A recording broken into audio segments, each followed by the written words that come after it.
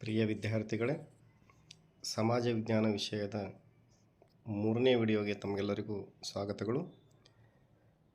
ಮೊದಲನೇ ವಿಡಿಯೋದಲ್ಲಿ ತಾವೇನು ತಿಳ್ಕೊಂಡಿದ್ದೀರಿ ಅಂದರೆ, ಸಮಾಜ ವಿಜ್ಞಾನ ವಿಷಯದಲ್ಲಿ ಯಾವ ವಿಭಾಗಕ್ಕೆ ಎಷ್ಟು ಅಂಕಗಳು ಮತ್ತು ಮಾದರಿ ಪ್ರಶ್ನೆ ಪತ್ರಿಕೆಗಳು ಮತ್ತು ಪೂರ್ವ ಸಿದ್ಧತಾ ಪರೀಕ್ಷೆ ವಿಶ್ಲೇಷಣೆಯನ್ನು ಅರಿತುಕೊಂಡಿದ್ದೀರಿ. 2ನೇ ವಿಡಿಯೋದಲ್ಲಿ ಇತಿಹಾಸ ವಿಭಾಗದ 9 ಅಧ್ಯಾಯಗಳಲ್ಲಿ ಬರುವಂತಹ ಅತಿ ಸಂಭವನೀಯ ಪ್ರಶ್ನೆಗಳು ಯಾವುವು, ಆ ಪ್ರಶ್ನೆಗಳಿಗೆ ಮಾದರಿ ಉತ್ತರಗಳನ್ನು ಹೇಗೆ ಬರೆಯಬೇಕು ಮತ್ತು ಅನ್ವಯ ಮಾದರಿಯ ಪ್ರಶ್ನೆಗಳಿಗೆ ಹೇಗೆ ಉತ್ತರವನ್ನು ವಿದ್ಯಾರ್ಥಿಗಳು ಪರೀಕ್ಷೆಯಲ್ಲಿ ಬರೆಯಬೇಕು ಅನ್ನುವುದನ್ನು ಅರಿತುಕೊಂಡಿದ್ದೀರಿ. ಸಮಾಜ ವಿಜ್ಞಾನದಲ್ಲಿ ಇತಿಹಾಸ ವಿಭಾಗಕ್ಕೆ 25 ಅಂಕಗಳು ಬರುವುದರಿಂದ ಆ ವಿಡಿಯೋ ಸ್ವಲ್ಪ ದೀರ್ಘ ಆಗಿದೆ. ಹಾಗಾಗಿ ಅದನ್ನು ದಯವಿಟ್ಟು ಎಲ್ಲರೂ ಕೂಡ ತಪ್ಪದೇ ಸರಿಯಾಗಿ ನೋಡಿ ಟಿಪ್ಪಣಿಯನ್ನು ಮಾಡಿಕೊಂಡು ಓದಿದ್ದೇ ಆದರೆ ಇತಿಹಾಸ ವಿಭಾಗಕ್ಕೆ ಬರುವಂಥ 11 ಪ್ರಶ್ನೆಗಳಿಗೆ ಉತ್ತರವನ್ನು ಬರೆದು 25ಕ್ಕೆ 25 ಅಂಕಗಳನ್ನು ವಿದ್ಯಾರ್ಥಿಗಳು ಗಳಿಸಿಕೊಳ್ಳಲು ಸಾಧ್ಯ ಆಗುತ್ತದೆ ಅನ್ನುವಂಥ ಮಾತನ್ನು ಹೇಳ್ತೀನಿ. ವಿದ್ಯಾರ್ಥಿಗಳೇ, ಈಗ ಇದು 3ನೇ ವಿಡಿಯೋ. ಈ ವಿಡಿಯೋದಲ್ಲಿ ರಾಜ್ಯಶಾಸ್ತ್ರ ಮತ್ತು ಸಮಾಜಶಾಸ್ತ್ರ ಈ ವಿಭಾಗದ ಕುರಿತಾಗಿ ನಾವು ಚರ್ಚೆಯನ್ನು ಮಾಡೋಣ. ಹಾಗಾಗಿ ರಾಜ್ಯಶಾಸ್ತ್ರ ಮತ್ತು ಸಮಾಜಶಾಸ್ತ್ರದಲ್ಲಿ ಬರುವಂಥ ಅಧ್ಯಾಯಗಳ ಕುರಿತಾಗಿ ಚಿಂತನೆಯನ್ನು ಮಾಡೋಣ. ವಿದ್ಯಾರ್ಥಿಗಳೇ, ತಮ್ಮ ಕಣ್ಮುಂದೆ ಬರ್ತಾ ಇದೆ ಇದು ರಾಜ್ಯಶಾಸ್ತ್ರ ಮತ್ತು ಸಮಾಜಶಾಸ್ತ್ರದ ಅಧ್ಯಾಯಗಳು. ಆ ಅಧ್ಯಾಯಗಳಿಗೆ ಮುಂದುಗಡೆ ಕೊಡಲಾಗಿರುವುದನ್ನು ನೋಡ್ಬೋದು ತಾವು. Model 1 paper, model 2, model 3, model 4 ಮತ್ತು state level preparatory 1, preparatory 2, preparatory 3 ಹೀಗೆ 7 ಪರೀಕ್ಷೆಯಲ್ಲಿ ಬಂದಿರತಕ್ಕಂಥ ಪ್ರಶ್ನೆ ಪತ್ರಿಕೆಯನ್ನು ಇಲ್ಲಿ ವಿಶ್ಲೇಷಣೆ ಮಾಡಲಾಗಿದೆ. ಈ ಸಾರ್ವಜನಿಕ ಆಡಳಿತ ಒಂದು ಪರಿಚಯ ಈ ಅಧ್ಯಾಯದಲ್ಲಿ ಎಲ್ಲ ಪ್ರಶ್ನೆ ಪತ್ರಿಕೆಗಳಲ್ಲಿ 2 ಅಂಕದ ಒಂದು ಪ್ರಶ್ನೆ ಬಂದಿರುವಂಥದ್ದನ್ನು ತಾವು ಗಮನಿಸಬಹುದು. ಅದೇ ರೀತಿಯಾಗಿ ಭಾರತಕ್ಕಿರುವ ಸವಾಲುಗಳು ಹಾಗೂ ಪರಿಹಾರೋಪಾಯಗಳು ಈ ಅಧ್ಯಾಯದಿಂದ 4 ಅಂಕದ ಒಂದು ಪ್ರಶ್ನೆ ಬಂದಿರುವಂಥದ್ದನ್ನು ತಾವು ನೋಡ್ಬೋದು. ಭಾರತದ ವಿದೇಶಾಂಗ ನೀತಿ ಹಾಗೂ ಜಾಗತಿಕ ಸವಾಲುಗಳು ಈ ಅಧ್ಯಾಯದ ಮೇಲೆ 3 ಅಂಕದ ಒಂದೊಂದು ಪ್ರಶ್ನೆ ಬಂದಿರತಕ್ಕಂಥದ್ದನ್ನು ನೋಡ್ತೀವಿ. ಜೊತೆಗೆ ಜಾಗತಿಕ ಸಂಸ್ಥೆಗಳು ಹಾಗೂ ಜಾಗತಿಕ ಸಂಸ್ಥೆಗಳು ಅಧ್ಯಾಯದಿಂದ 7 ಪ್ರಶ್ನೆ ಪತ್ರಿಕೆಗಳಲ್ಲಿ 1 ಅಂಕದ ಒಂದು ಪ್ರಶ್ನೆ, ಬಹು ಆಯ್ಕೆ ಒಂದು ಪ್ರಶ್ನೆ ಮತ್ತು 2 ಅಂಕದ ಒಂದು ಪ್ರಶ್ನೆ.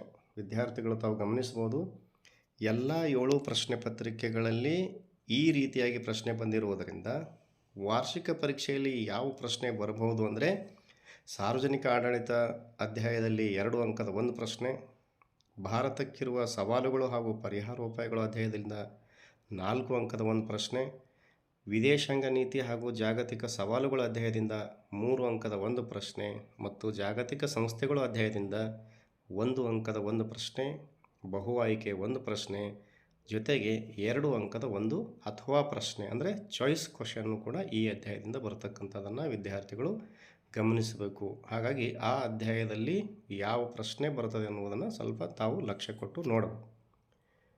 ಇನ್ನು ಸಮಾಜಶಾಸ್ತ್ರ ವಿಭಾಗಕ್ಕೆ ಬಂದಾಗ ಸಾಮಾಜಿಕ ಸ್ತರವಿನ್ಯಾಸ ಅಧ್ಯಾಯದಿಂದ ಮಾದರಿ ಪ್ರಶ್ನೆ ಪತ್ರಿಕೆಗಳಲ್ಲಿ 1 ಅಂಕದ ಒಂದು ಪ್ರಶ್ನೆ ಮತ್ತು 2 ಅಂಕದ ಒಂದು ಪ್ರಶ್ನೆಯನ್ನು ನೋಡ್ತೀವಿ.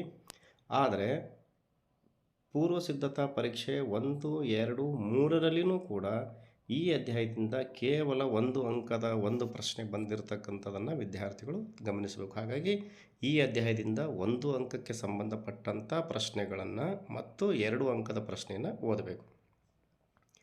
ದುಡಿಮೆ ಮತ್ತು ಆರ್ಥಿಕ ಜೀವನ ಅಧ್ಯಾಯದಿಂದ ಎಲ್ಲ ಪ್ರಶ್ನೆ ಪತ್ರಿಕೆಗಳಲ್ಲಿ 3 ಅಂಕದ ಪ್ರಶ್ನೆ ಕೇಳಿದ್ದಾರೆ. ಆದರೆ ಮಾದರಿ ಪ್ರಶ್ನೆ ಪತ್ರಿಕೆ 3ರಲ್ಲಿ 1 2 ಅಂಕದ ಪ್ರಶ್ನೆ ಮತ್ತು 1 3 ಅಂಕದ ಪ್ರಶ್ನೆ ಬಂದಿದೆ. ಹಾಗಾಗಿ ಇಲ್ಲಿ ವಿದ್ಯಾರ್ಥಿಗಳು 3 ಅಂಕದ ಪ್ರಶ್ನೆಯನ್ನು ನೋಡಬೇಕು.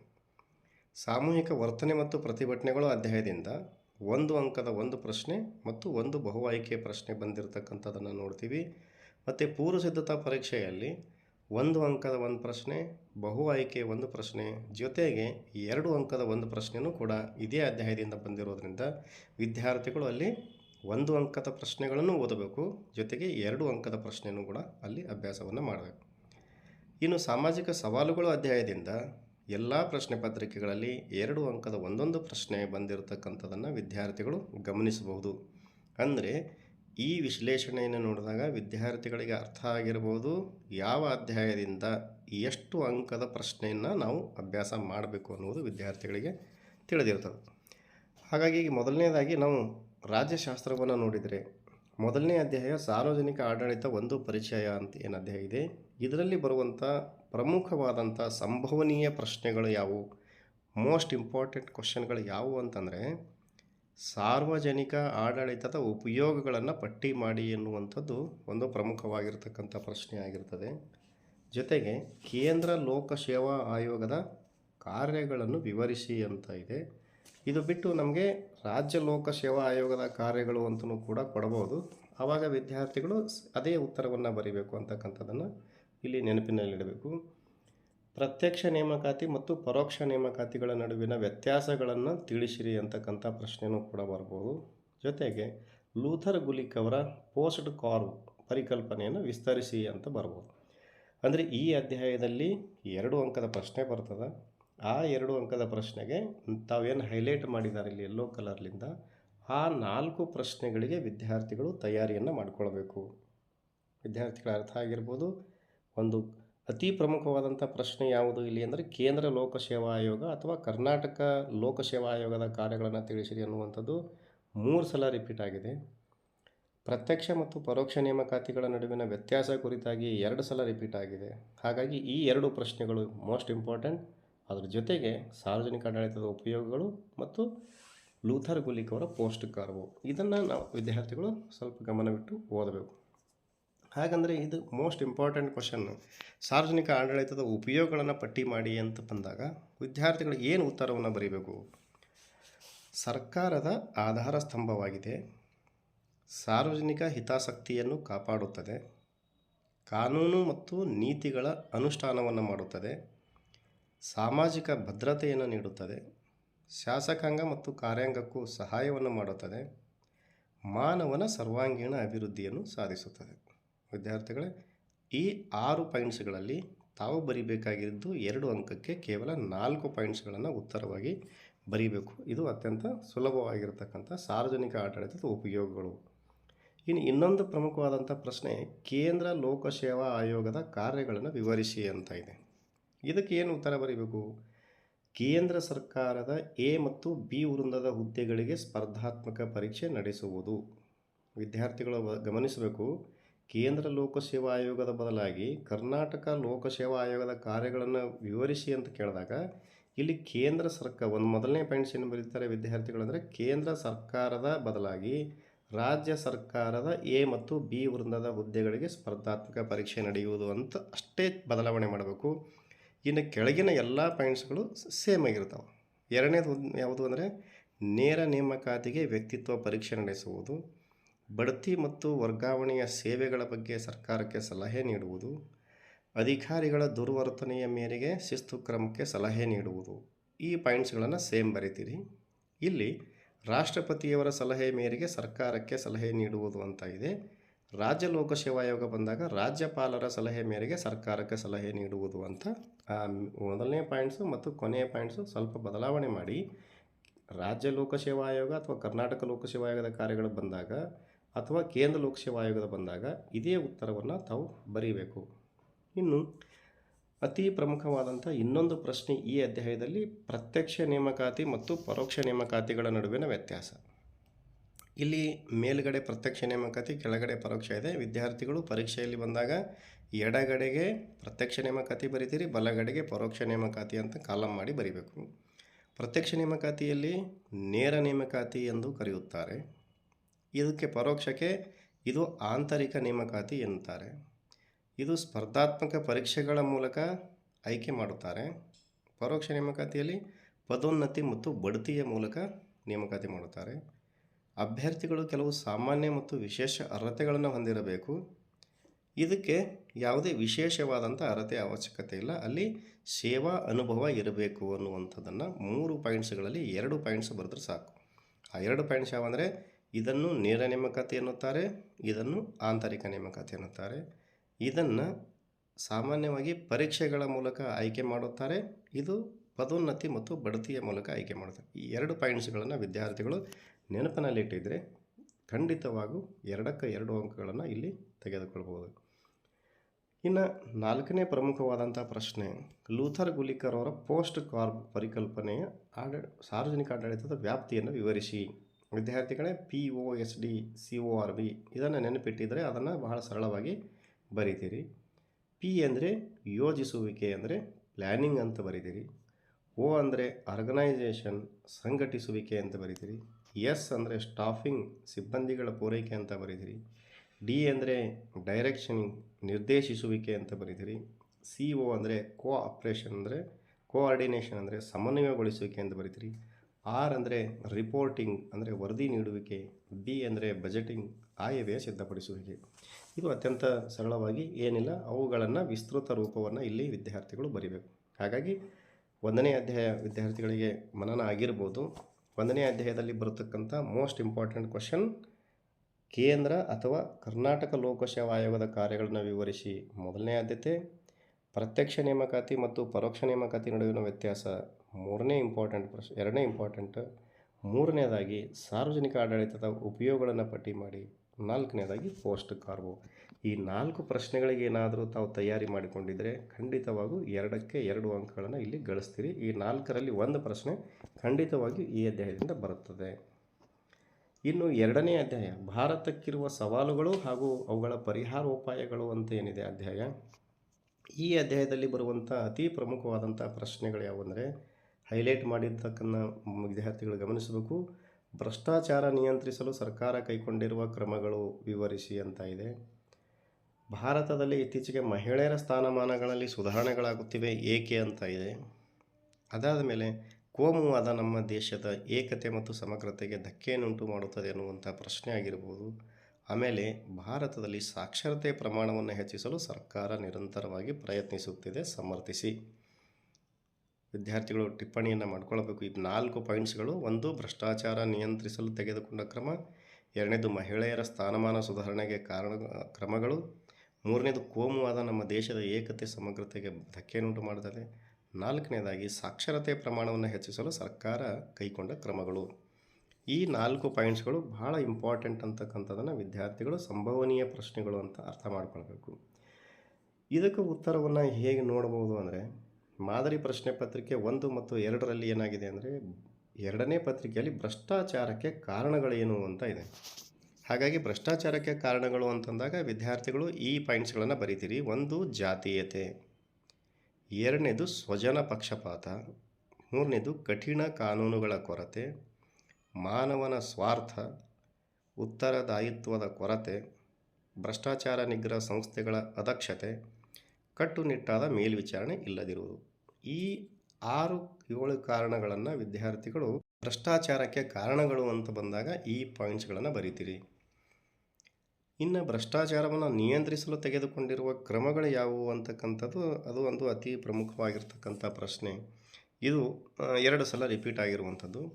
ಇಲ್ಲಿ ತಾವು ಏನು ಬರೀಬೇಕು ಅಂದರೆ, ಲೋಕಪಾಲ್ ಮತ್ತು ಲೋಕಾಯುಕ್ತ ಸಂಸ್ಥೆ ಸ್ಥಾಪಿಸಲಾಗಿದೆ, ಕೇಂದ್ರೀಯ ಜಾಗೃತ ದಳ ಸ್ಥಾಪನೆ ಮಾಡಲಾಗಿದೆ, ಭ್ರಷ್ಟಾಚಾರ ತಡೆ ಕಾಯ್ದೆ ಜಾರಿಗೆ ತರಲಾಗಿದೆ, ಮಾಹಿತಿ ಹಕ್ಕು ಕಾಯ್ದೆ ಜಾರಿಗೆ ತರಲಾಗಿದೆ, ಸಾರ್ವಜನಿಕರ ಸಹಕಾರ ಬೇಕಾಗುತ್ತದೆ, ಸರ್ಕಾರಿ ಕಚೇರಿಗಳಲ್ಲಿ CC ಕ್ಯಾಮೆರಾ ಅಳವಡಿಸಲಾಗಿದೆ, ಸಕಾಲ ಮತ್ತು ಜನಸ್ಪಂದನ ಯೋಜನೆಗಳು ಜಾರಿಗೆ ತರಲಾಗಿದೆ, ಕಠಿಣ ಶಿಕ್ಷೆಯನ್ನು ವಿಧಿಸಲಾಗುತ್ತಿದೆ, ಉತ್ತಮ ರಾಜಕೀಯ ನಾಯಕತ್ವ ಅವಶ್ಯಕತೆ ಇದೆ, ಪ್ರಬಲ ರಾಜಕೀಯ ಇಚ್ಛಾಶಕ್ತಿ ಬೇಕು, ಉತ್ತಮ ಅಧಿಕಾರಿ ವರ್ಗ ಇರಬೇಕು, ಸರ್ಕಾರಿ ಕಚೇರಿಗಳಲ್ಲಿ ದೂರು ಪೆಟ್ಟಿಗೆ ಇಡುವುದು. ವಿದ್ಯಾರ್ಥಿಗಳೇ, ಸಾಕಷ್ಟು 10-12 ಪಾಯಿಂಟ್ಸ್ಗಳು ಇರುವುದರಿಂದ ವಿದ್ಯಾರ್ಥಿಗಳಲ್ಲಿ 4 ಅಂಕದ ಪ್ರಶ್ನೆ ಬರ್ತಕ್ಕಂಥ ಸಾಧ್ಯತೆ ಇದೆ. ಹಾಗಾಗಿ ಇಲ್ಲಿ 8 ಅಂಶಗಳಲ್ಲಿ ತಾವು ಉತ್ತರವನ್ನು ತಯಾರಿ ಮಾಡಿಕೊಂಡು ಇರಬೇಕು. ಇದು ಭ್ರಷ್ಟಾಚಾರದ ಬಗ್ಗೆ ಒಂದು ಕಾರಣಗಳ ಬಂದರೆ ಬರೀಬೇಕು, ಇನ್ನೊಂದು ನಿಯಂತ್ರಿಸಲು ತೆಗೆದುಕೊಂಡ ಕ್ರಮಗಳು ಅಂತ ಬರೀತೀರಿ. ಇನ್ನು 2ನೇ ಅತಿ ಪ್ರಮುಖವಾಗಿರ್ತಕ್ಕಂಥ ಪ್ರಶ್ನೆ 4 ಅಂಕಕ್ಕೆ ಸಂಬಂಧಪಟ್ಟಂತೆ ಅಂದರೆ, ಭಾರತದಲ್ಲಿ ಇತ್ತೀಚೆಗೆ ಮಹಿಳೆಯರ ಸ್ಥಾನಮಾನ ಸುಧಾರಣೆಯಾಗುತ್ತಿದೆ ಏಕೆ ಅಂತ, ಅಥವಾ ಮಹಿಳೆಯರ ಸ್ಥಾನಮಾನವನ್ನು ಸುಧಾರಿಸಲು ತೆಗೆದುಕೊಂಡ ಕ್ರಮಗಳು ಯಾವುವು. 2 ಪ್ರಶ್ನೆ ಒಂದೇ. ಹಾಗಾಗಿ 2 ಪ್ರಶ್ನೆಗಳು ಬಿದ್ದಾಗ ತಾವು ಏನು ಮಾಡಬೇಕು ಅಂದರೆ, ಇದು ಅನ್ವಯ ಮಾದರಿ ಪ್ರಶ್ನೆ. ಇತ್ತೀಚೆಗೆ ಮಹಿಳೆಯರ ಸ್ಥಾನಮಾನ ಸುಧಾರಣೆಯಾಗುತ್ತಿದೆ ಏಕೆ ಅಂದಾಗ, ಮಹಿಳೆಯರ ಸ್ಥಾನಮಾನವನ್ನು ಸುಧಾರಿಸಲು ಸರ್ಕಾರ ತೆಗೆದುಕೊಂಡ ಕ್ರಮಗಳನ್ನೇ ಇಲ್ಲಿ ಉತ್ತರವಾಗಿ ಬರೀತೀರಿ. ಮಹಿಳೆಯರ ಶಿಕ್ಷಣಕ್ಕೆ ಒತ್ತು, ಉದ್ಯೋಗದಲ್ಲಿ ಮೀಸಲಾತಿ ಕೊಡಲಾಗಿದೆ. ಮಹಿಳಾ ಆಯೋಗವನ್ನು ಸ್ಥಾಪನೆ ಮಾಡಲಾಗಿದೆ. ಲೈಂಗಿಕ ಕಿರುಕುಳ ನಿಷೇಧ ಕಾಯ್ದೆಯನ್ನು ಜಾರಿಗೆ ತರಲಾಗಿದೆ. ಚುನಾವಣೆಯಲ್ಲಿ ಮೀಸಲಾತಿಯನ್ನು ತರಲಾಗಿದೆ. ನಾರಿ ಶಕ್ತಿ ವಂದನಾ ಅಧಿನಿಯಮವನ್ನು ಜಾರಿಗೊಳಿಸಲಾಗಿದೆ. ಸಖಿ ಒನ್ ಸ್ಟಾಪ್ ಸೆಂಟರನ್ನು ಆರಂಭಿಸಲಾಗಿದೆ. ಸ್ವ ಉದ್ಯೋಗಕ್ಕೆ ಮಹಿಳೆಯರಿಗೆ ಸಾಲ ಸೌಲಭ್ಯವನ್ನು ಕೊಡಲಾಗುತ್ತದೆ. ಮಹಿಳಾ ಮತ್ತು ಮಕ್ಕಳ ಕಲ್ಯಾಣ ಅಭಿವೃದ್ಧಿ ಸಚಿವಾಲಯವನ್ನು ಸ್ಥಾಪಿಸಲಾಗಿದೆ. ಮಹಿಳಾ ಅಭಿವೃದ್ಧಿ ನಿಗಮವನ್ನು ಸ್ಥಾಪನೆ ಮಾಡಲಾಗಿದೆ. ಬಾಲ್ಯ ವಿವಾಹ ಮತ್ತು ವರದಕ್ಷಿಣೆ ನಿಷೇಧ ಕಾನೂನುಗಳನ್ನು ಜಾರಿಗೆ ತರಲಾಗಿದೆ. ಸಾಕಷ್ಟು ಅಂಶಗಳು ತಮಗೆ ಉತ್ತರ ಲಭ್ಯ ಆಗ್ತವೆ. ಹಾಗಾಗಿ ಈ ಮಹಿಳೆಯರ ಸ್ಥಾನಮಾನ ಅನ್ನುವಂಥದ್ದು ಬಹಳ ಪ್ರಮುಖ. ಹಾಗಾಗಿ ಈ ಅಂಶಗಳನ್ನು ವಿದ್ಯಾರ್ಥಿಗಳು ಒಂದು 8 ಪಾಯಿಂಟ್ಸ್ಗಳನ್ನು ತಾವು ಮನನ ಮಾಡಿಕೊಳ್ಬೇಕು. ಇನ್ನು ಮತ್ತೊಂದು ಇಲ್ಲಿ ಪ್ರಶ್ನೆ ಏನು ಅಂದರೆ, ಲಿಂಗತ್ವ ಅಲ್ಪಸಂಖ್ಯಾತರಿಗೆ ಆಗುವ ತಾರತಮ್ಯವನ್ನು ಹೋಗಲಾಡಿಸಲು ಹಲವಾರು ಉಪಕ್ರಮಗಳನ್ನು ಸರ್ಕಾರ ಕೈಗೊಂಡಿದೆ, ಸಮರ್ಥಿಸಿ ಅಂತ ಇದೆ. ಇಲ್ಲಿ ಮಹಿಳೆಯರ ಸ್ಥಾನಮಾನನ ಬೇರೆ, ಲಿಂಗತ್ವ ಅಲ್ಪಸಂಖ್ಯಾತರ ಸ್ಥಾನನೇ ಬೇರೆ. ಲಿಂಗತ್ವ ಅಲ್ಪಸಂಖ್ಯಾತರಂದರೆ ತೃತೀಯ ಲಿಂಗಗಳು ಅಂತ ಏನು ಕರಿತೀರಿ, ಅವ್ರಿಗೆ ಏನು ಮಾಡಿದ್ದಾರೆ ಇಲ್ಲಿ? ಒಂದು, ಲಿಂಗತ್ವ ಅಲ್ಪಸಂಖ್ಯಾತ ವ್ಯಕ್ತಿಗಳ ಹಕ್ಕುಗಳ ಸಂರಕ್ಷಣಾ ಕಾಯ್ದೆ 2019ರಲ್ಲಿ ಜಾರಿಗೆ ತರಲಾಗಿದೆ. ಸ್ಮೈಲ್ ಯೋಜನೆ ಜಾರಿಗೆ ತರಲಾಗಿದೆ. ಗರಿಮಾ ಗೃಹ ಯೋಜನೆ ಜಾರಿಗೆ ತರಲಾಗಿದೆ. ಚುನಾವಣೆಯಲ್ಲಿ ಮೀಸಲಾತಿಯನ್ನು ನೀಡಲಾಗಿದೆ. ಸರ್ಕಾರಿ ಉದ್ಯೋಗದಲ್ಲಿ ಮೀಸಲಾತಿಯನ್ನು ಕೊಡಲಾಗಿದೆ. ಶಿಕ್ಷಣದಲ್ಲಿ ಮೀಸಲಾತಿಯನ್ನು ಕೊಡಲಾಗಿದೆ. ಲಿಂಗತ್ವ ಅಲ್ಪಸಂಖ್ಯಾತರ ರಾಜ್ಯ ನೀತಿ 2017 ಜಾರಿಗೆ ಬಂದಿದೆ. ಕುಟುಂಬದಿಂದ ಬೇರ್ಪಡಿಸುವಂತಿಲ್ಲ, ಅಂದರೆ ಅವರನ್ನು ಕುಟುಂಬದಿಂದ ಹೊರಗೆ ಹಾಕುವಂತಿಲ್ಲ, ಕುಟುಂಬದಲ್ಲಿ ಅವರಿಗೆ ಇಟ್ಕೊಳ್ಬೇಕು. ಅವರಿಗೆ ಯಾರಾದರೂ ಅವಹೇಳನ ಮಾಡಿದರೆ ಕಠಿಣವಾದ ಶಿಕ್ಷೆಯನ್ನು ಕೂಡ ಸರ್ಕಾರ ಜಾರಿಗೊಳಿಸ್ತದೆ. ಹೀಗೆ ಇದು ಲಿಂಗತ್ವ ಅಲ್ಪಸಂಖ್ಯಾತ. ವಿದ್ಯಾರ್ಥಿಗಳು ಗೊಂದಲ ಮಾಡಿಕೊಳ್ಬಾರ್ದು. ಮಹಿಳೆಯರ ಸ್ಥಾನಮಾನ ಅಂದಾಗ ಪ್ಯೂರ್ಲಿ ಮಹಿಳೆಯರ ಬಗ್ಗೆ, ಲಿಂಗತ್ವ ಅಲ್ಪಸಂಖ್ಯಾತರು ಬಂದಾಗ ತೃತೀಯ ಲಿಂಗಗಳ ಬಗ್ಗೆ ಸರ್ಕಾರ ಏನು ಕ್ರಮಗಳನ್ನು ಕೈಗೊಂಡಿದೆ ಅಂತಕ್ಕಂಥದ್ದು ಅಲ್ಲಿ ಏನು 2019ರ ಕಾಯ್ದೆ ಮತ್ತು 2017ರ ರಾಜ್ಯ ನೀತಿಯನ್ನು ಬರೀತೀರಿ. ಸ್ಮೈಲ್ ಯೋಜನೆ, ಗರಿಮಾ ಯೋಜನೆ, ಶಿಕ್ಷಣದಲ್ಲಿ ಮೀಸಲಾತಿ, ಉದ್ಯೋಗದಲ್ಲಿ ಮೀಸಲಾತಿ, ಚುನಾವಣೆಯಲ್ಲಿ ಮೀಸಲಾತಿ, ಇವುಗಳನ್ನು ವಿದ್ಯಾರ್ಥಿಗಳು ಉತ್ತರವನ್ನು ಬರೀಬೇಕು. ಇದು ಇಂಪಾರ್ಟೆಂಟ್.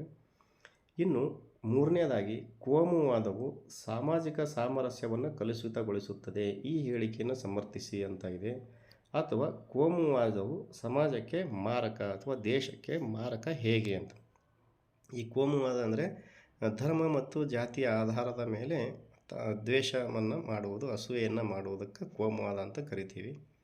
ಅದಕ್ಕೆ ಏನು ಕಾರಣ, ಏನು ಮಾಡ್ತದೆ ಅದು ಅಂತಂದರೆ ಭಿನ್ನತೆಯನ್ನು ಉಂಟು ಮಾಡುತ್ತದೆ. ಧರ್ಮದ ಆಧಾರದ ಮೇಲೆ, ಜಾತಿಯ ಆಧಾರದ ಮೇಲೆ ಅಪನಂಬಿಕೆಯನ್ನು ಉಂಟು ಮಾಡುತ್ತದೆ, ಭಯದ ವಾತಾವರಣವನ್ನು ಉಂಟು ಮಾಡುತ್ತದೆ, ಗುಂಪುಗಾರಿಕೆಯನ್ನು ಸೃಷ್ಟಿಸುತ್ತದೆ, ಆರ್ಥಿಕ ವೈಷಮ್ಯವನ್ನು ತರುತ್ತದೆ, ರಾಜಕೀಯ ಪೈಪೋಟಿ ಉಂಟಾಗುತ್ತದೆ, ಸಮಾಜದ ಸ್ವಾಸ್ಥ್ಯವನ್ನು ಹಾಳು ಮಾಡುತ್ತದೆ, ಜೀವನಾಶಕ್ಕೆ ಕಾರಣವಾಗುತ್ತದೆ, ಸ್ವತ್ತುಗಳು ಅಂದರೆ ಆಸ್ತಿಪಾಸ್ತಿ ನಾಶ ಉಂಟಾಗುತ್ತದೆ, ಪರಸ್ಪರ ದೋಷಾರೋಪಣೆಗೆ ಕಾರಣವಾಗುತ್ತದೆ, ದೈಹಿಕ ಹಲ್ಲೆಗೂ ಕಾರಣವಾಗುತ್ತದೆ.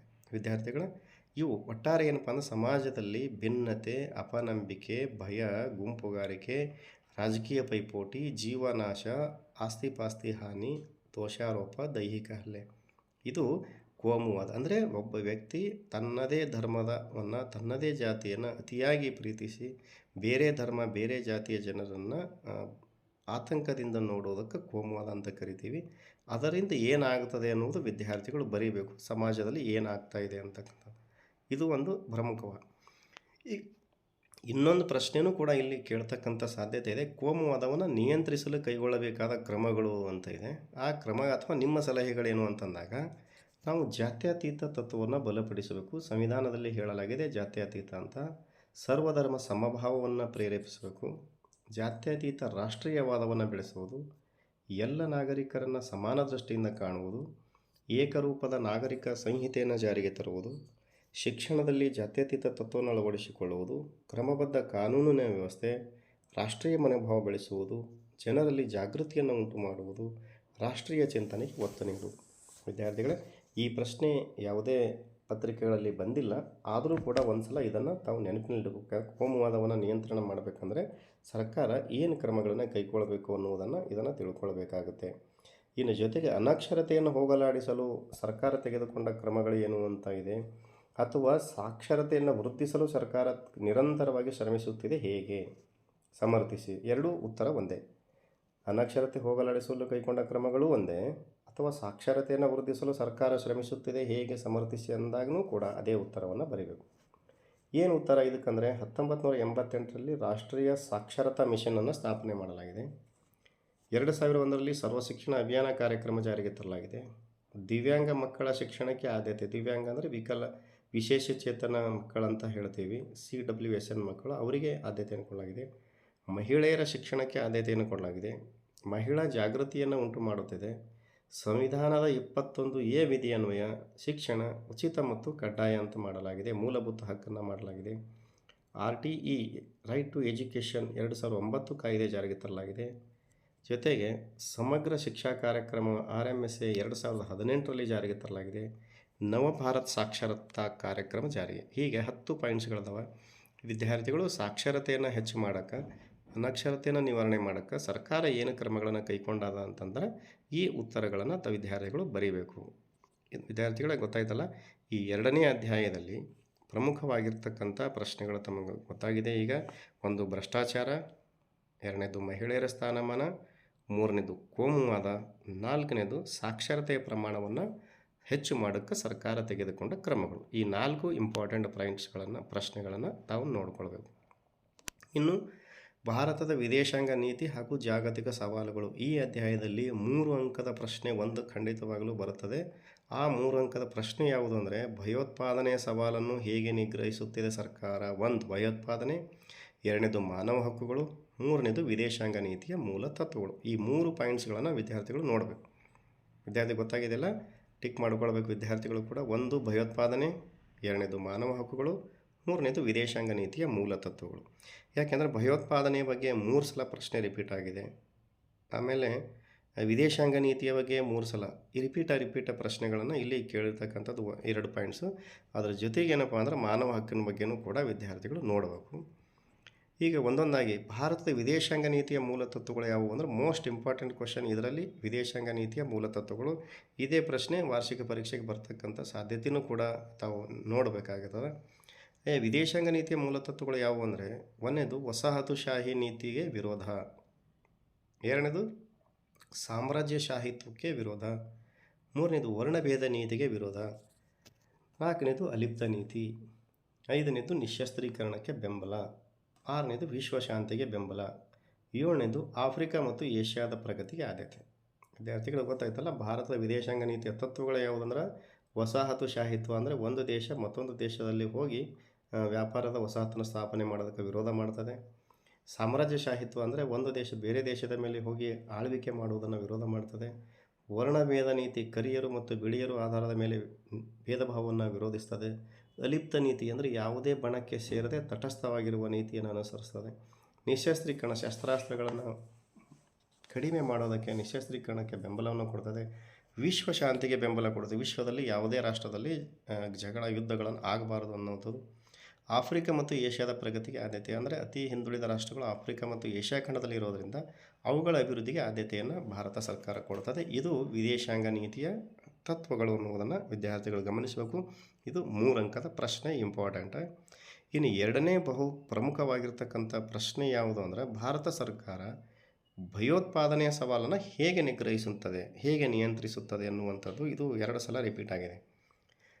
ವಿದ್ಯಾರ್ಥಿಗಳಿಗೆ ಗೊತ್ತಿರ್ಬೋದು, ಭಯೋತ್ಪಾದನೆ ಹೇಗೆ ನಿಗ್ರಹ ಮಾಡಬೇಕು ಅಂತ ತಾವು ಕೂಡ ಒಂದು ಸಲ ಚಿಂತನೆಯನ್ನು ಮಾಡಿರಿ. ಭಾರತವು ಭಯೋತ್ಪಾದನೆಯನ್ನು ತೀವ್ರವಾಗಿ ವಿರೋಧಿಸುತ್ತದೆ. ಫಸ್ಟ್, 2ನೇದಾಗಿ ರಾಷ್ಟ್ರೀಯ ತನಿಖಾ ದಳವನ್ನು ಸ್ಥಾಪಿಸಲಾಗಿದೆ. 3ನೇದಾಗಿ ವಿಶೇಷ ಪರಿಣಿತಿಯುಳ್ಳ ಪಡೆಯನ್ನು ರಚನೆ ಮಾಡಲಾಗಿದೆ. 4ನೇದಾಗಿ ರಕ್ಷಣಾ ಪಡೆಗಳನ್ನು ಬಳಕೆ ಮಾಡಿಕೊಳ್ಳುತ್ತಾರೆ. 5ನೇದಾಗಿ ರಾಜ್ಯಗಳಲ್ಲಿ ಭಯೋತ್ಪಾದಕ ನಿಗ್ರಹ ಪಡೆ ರಚನೆ ಮಾಡಲಾಗಿದೆ. 6ನೇದಾಗಿ ಗುಪ್ತಚರ ಸಂಸ್ಥೆಗಳ ಸ್ಥಾಪನೆ ಮಾಡಲಾಗಿದೆ. ಮತ್ತು 7ನೇದಾಗಿ ಭಯೋತ್ಪಾದನೆ ಕುರಿತಾಗಿ ಜನರಲ್ಲಿ ಜಾಗೃತಿಯನ್ನು ಮೂಡಿಸಲಾಗುತ್ತಿದೆ. ಹಿಂಗೆ ಅನೇಕ ಪಾಯಿಂಟ್ಸ್ಗಳನ್ನು ಉತ್ತರ ರೂಪವಾಗಿ ವಿದ್ಯಾರ್ಥಿಗಳು ಇಲ್ಲಿ ಈ ಭಯೋತ್ಪಾದನೆಯ ನಿಯಂತ್ರಣಕ್ಕೆ ತೆಗೆದುಕೊಂಡಂಥ ಕ್ರಮಗಳನ್ನು ಬರಿತೀರಿ. ಇನ್ನು ಮಾನವ ಹಕ್ಕುಗಳನ್ನು ಸಂರಕ್ಷಿಸಲು ಭಾರತವು ಹೇಗೆ ಪ್ರಯತ್ನಿಸುತ್ತಿದೆ, ಈ ಪ್ರಶ್ನೆಯೂ ಕೂಡ ಇಲ್ಲಿ ಇಂಪಾರ್ಟೆಂಟ್. ಮಾನವ ಹಕ್ಕುಗಳ ಸಂರಕ್ಷಣೆಗೆ ಸಾರ್ವತ್ರಿಕ ಮಾನವ ಹಕ್ಕುಗಳನ್ನು ಪ್ರತಿಪಾದಿಸುತ್ತದೆ ಭಾರತ. 2ನೇದು ಮೂಲಭೂತ ಹಕ್ಕುಗಳನ್ನು ನೀಡಿದೆ, ಅಂದರೆ ಪ್ರತಿಯೊಬ್ಬ ಪ್ರಜೆಗೂ ಕೂಡ ಮೂಲಭೂತ ಹಕ್ಕುಗಳನ್ನು ಕೊಡಲಾಗಿದೆ. ಮಾನವ ಹಕ್ಕುಗಳ ಆಯೋಗವನ್ನು ರಚನೆ ಮಾಡಲಾಗಿದೆ. ಮಾನವ ಹಕ್ಕುಗಳ ರಕ್ಷಣೆಗೆ ನಿರಂತರವಾದ ಪ್ರಯತ್ನವನ್ನು ಮಾಡಲಾಗುತ್ತದೆ. ಜನಾಂಗೀಯ ಹತ್ಯೆಯನ್ನು ನಿಷೇಧಿಸಲಾಗಿದೆ. ಎಲ್ಲ ವಿಧವಾದ ಶೋಷಣೆಗೆ ಭಾರತವು ವಿರೋಧಿಸುತ್ತದೆ. ಹೀಗೆ ಜಗತ್ತಿನಲ್ಲಿ ನಮ್ಮ ದೇಶದಲ್ಲಿ ಮಾನವ ಹಕ್ಕುಗಳನ್ನು ಎಲ್ಲ ಕಡೆ ಸಂರಕ್ಷಿಸಲು ಭಾರತ ಸರ್ಕಾರ ನಿರಂತರವಾಗಿ ಪ್ರಯತ್ನಿಸುತ್ತಿದೆ ಅನ್ನುವಂಥ ಉತ್ತರವನ್ನು ವಿದ್ಯಾರ್ಥಿಗಳು ಬರೀತೀರಿ.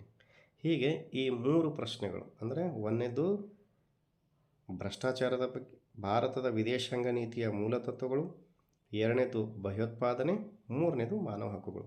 ಈ 3 ಪಾಯಿಂಟ್ಸ್ಗಳು ಏನಾದರೂ ತಾವು ಮನನ ಮಾಡಿಕೊಂಡಿದ್ದೆ ಆದರೆ ಖಂಡಿತವಾಗಲೂ 3 ಅಂಕದ ಪ್ರಶ್ನೆಗೆ ತಾವು ನಿಖರವಾದ ಉತ್ತರವನ್ನು ಬರೀತೀರಿ. ಇನ್ನು ಈ ರಾಜ್ಯಶಾಸ್ತ್ರದಲ್ಲಿ ಕೊನೆಯ ಅಧ್ಯಾಯ ಯಾವುದು ಅಂದರೆ ಜಾಗತಿಕ ಸಂಸ್ಥೆಗಳು.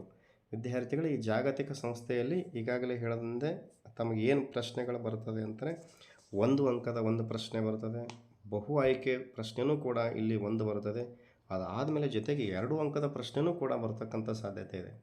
ಹಾಗಾಗಿ 1 ಅಂಕ ಮತ್ತು ಬಹು ಆಯ್ಕೆ ಪ್ರಶ್ನೆಯನ್ನು ನಂತರ ನೋಡೋಣ. ಈಗ ನಮಗೆ 2 ಅಂಕದ ಪ್ರಶ್ನೆಗಳಲ್ಲಿ 3 ಇಂಪಾರ್ಟೆಂಟ್ ಪ್ರಶ್ನೆಗಳು ಇಲ್ಲಿ. ಒಂದನೇದು ಅತಿ ಪ್ರಮುಖವಾದಂಥ ಪ್ರಶ್ನೆ ವಾರ್ಷಿಕ ಪರೀಕ್ಷೆಯಲ್ಲಿ ಬರ್ತಕ್ಕಂಥ ಸಾಧ್ಯತೆ ಯಾವುದಂದರೆ ಆಹಾರ ಮತ್ತು ಕೃಷಿ ಸಂಸ್ಥೆಯ ಉದ್ದೇಶಗಳನ್ನು ವಿವರಿಸಿ. ಇದು ಭಾಳ ಇಂಪಾರ್ಟೆಂಟ್ ಆಗಿರ್ತಕ್ಕಂಥ ಪ್ರಶ್ನೆ ಇದೆ. ಎರಡನೇದು ವಿಶ್ವಸಂಸ್ಥೆಯ ಆರ್ಥಿಕ ಮತ್ತು ಸಾಮಾಜಿಕ ಸಮಿತಿಯ ಕಾರ್ಯಗಳು ಯಾವುವು ಅಂತ ಇದೆ. ಮತ್ತೊಂದು ವಿಶ್ವದ ರಾಷ್ಟ್ರಗಳ ಅಭಿವೃದ್ಧಿಯಲ್ಲಿ IBRDಯ ಪಾತ್ರವನ್ನು ವಿವರಿಸಿ. ಈ 3 ಪ್ರಶ್ನೆಗಳಲ್ಲಿ ಇಂಪಾರ್ಟೆಂಟ್. ಈ 3 ಪ್ರಶ್ನೆಗಳನ್ನು ನೋಡಿದಾಗ ಅದರ ಹೊರತಾಗಿಯೂ ಕೂಡ ಒಂದಿಷ್ಟು ಪ್ರಶ್ನೆಗಳನ್ನು ತಾವು ನೋಡಬೇಕು. ಒಂದು ವಿಶ್ವಸಂಸ್ಥೆಯ ಭದ್ರತಾ ಮಂಡಳಿಯ ಖಾಯಂ ರಾಷ್ಟ್ರಗಳನ್ನು ಪಟ್ಟಿ ಮಾಡಿ ಅಂತ ಇದೆ.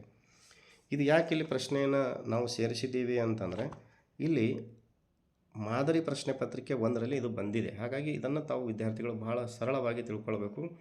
ಅಮೇರಿಕಾ, ರಷ್ಯಾ, ಬ್ರಿಟನ್, ಫ್ರಾನ್ಸ್ ಮತ್ತು ಚೀನಾ ಈ 5 ರಾಷ್ಟ್ರಗಳನ್ನು ವಿದ್ಯಾರ್ಥಿಗಳು ಹೆಸರಿಸಬೇಕು.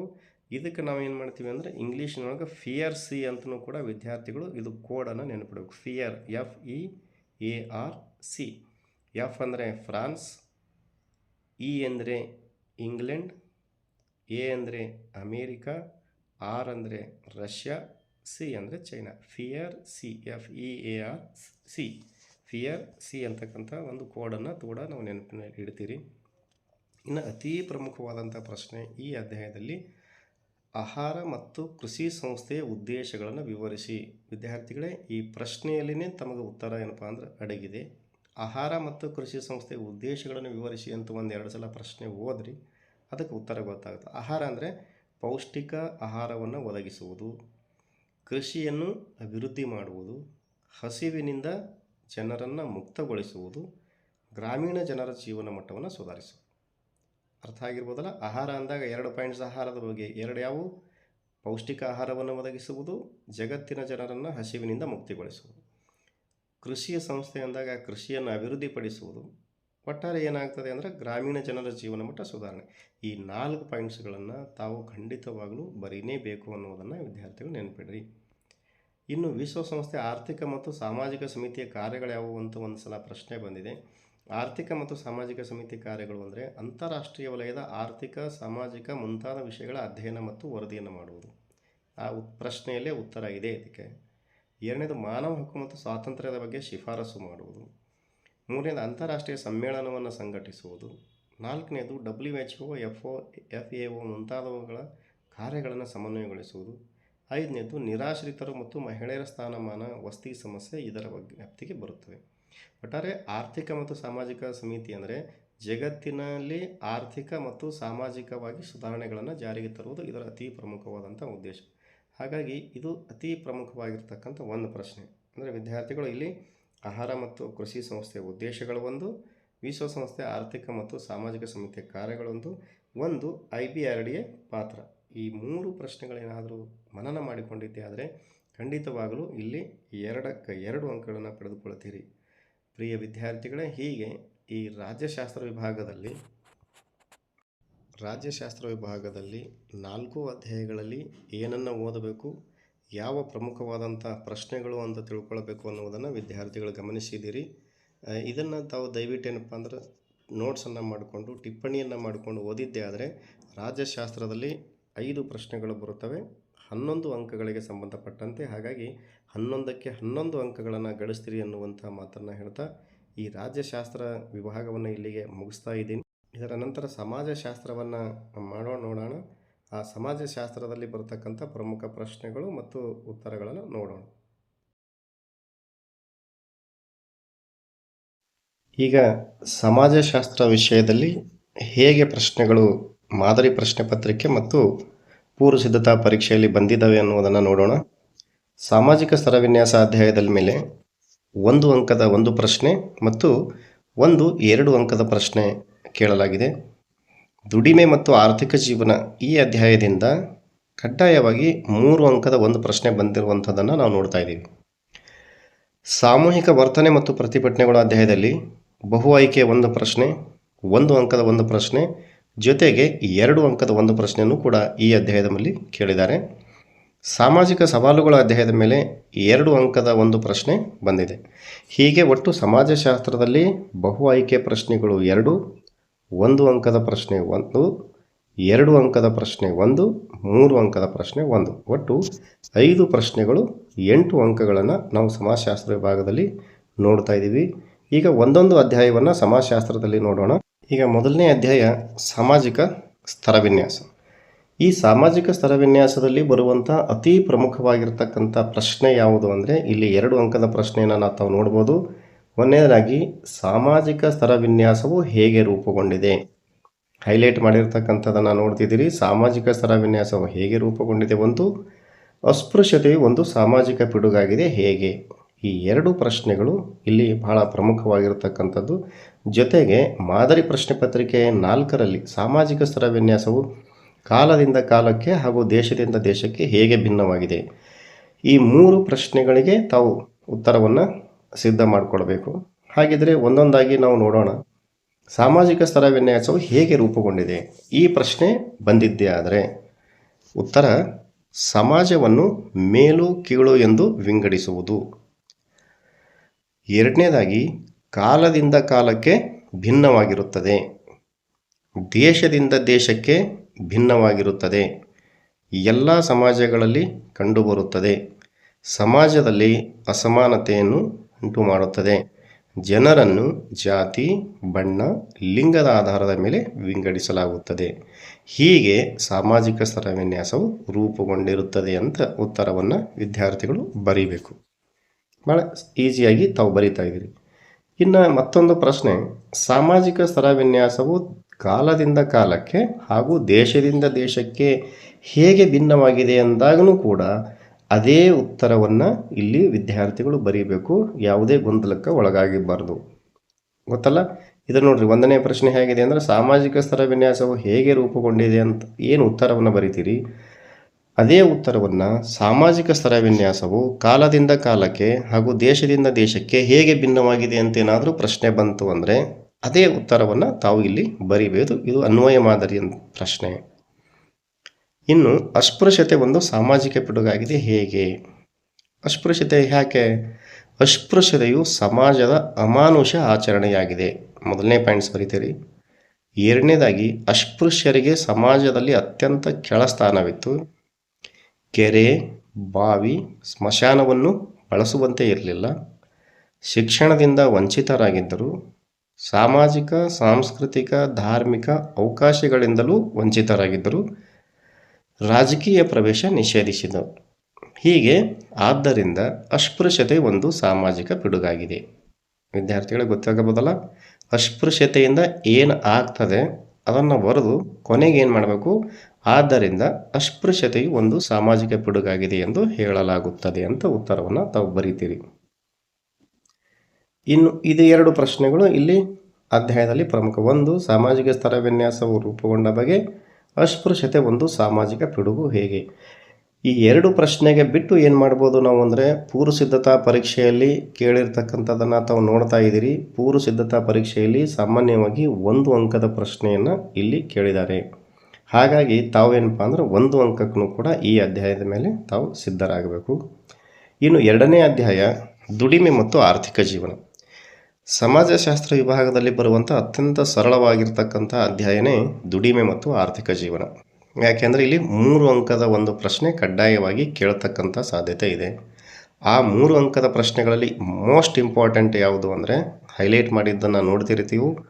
ಸಂಘಟಿತ ವಲಯದ ಕೆಲಸಗಾರರು ಮತ್ತು ಅಸಂಘಟಿತ ವಲಯದ ಕೆಲಸಗಾರರ ನಡುವಿನ ವ್ಯತ್ಯಾಸಗಳನ್ನು ವಿವರಿಸಿ ಅಂತ ಇದೆ.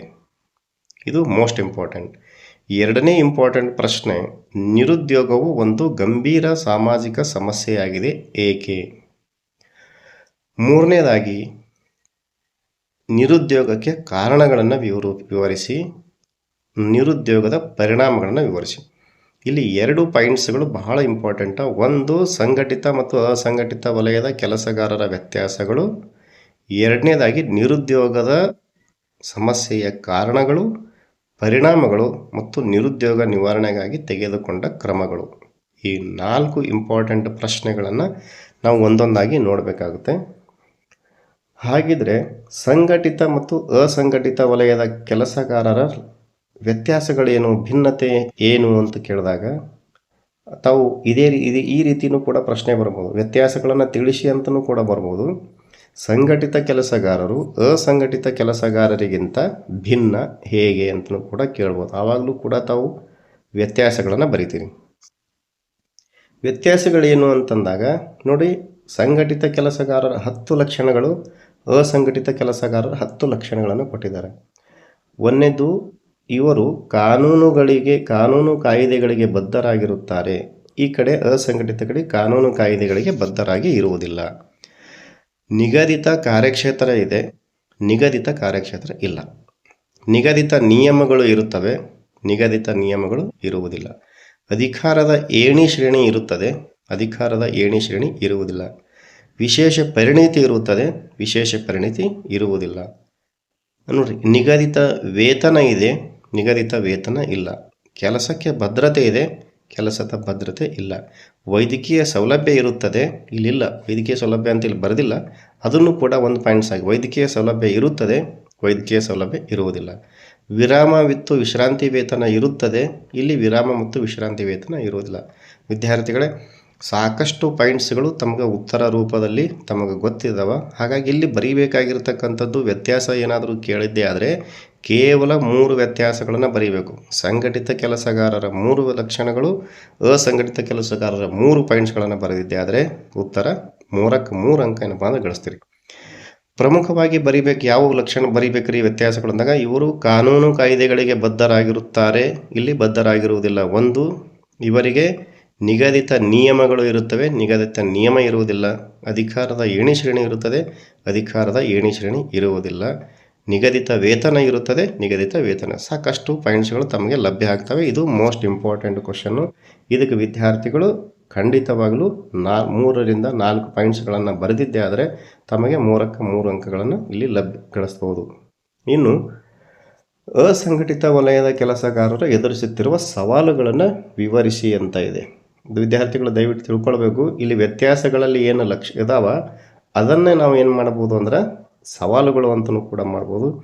ಕಾನೂನು ನಿಯಂತ್ರಣ ಇರುವುದಿಲ್ಲ, ನಿಗದಿತ ವೇತನ ಇರುವುದಿಲ್ಲ, ಏಣಿ ಶ್ರೇಣಿ ವ್ಯವಸ್ಥೆ ಇರುವುದಿಲ್ಲ, ವೈದ್ಯಕೀಯ ಸೌಲಭ್ಯ ಇರುವುದಿಲ್ಲ, ನಿವೃತ್ತಿ ವೇತನ ಇರುವುದಿಲ್ಲ, ಕೆಲಸದ ಭದ್ರತೆ ಇಲ್ಲ, ಶೋಷಣೆ ಇರುತ್ತದೆ.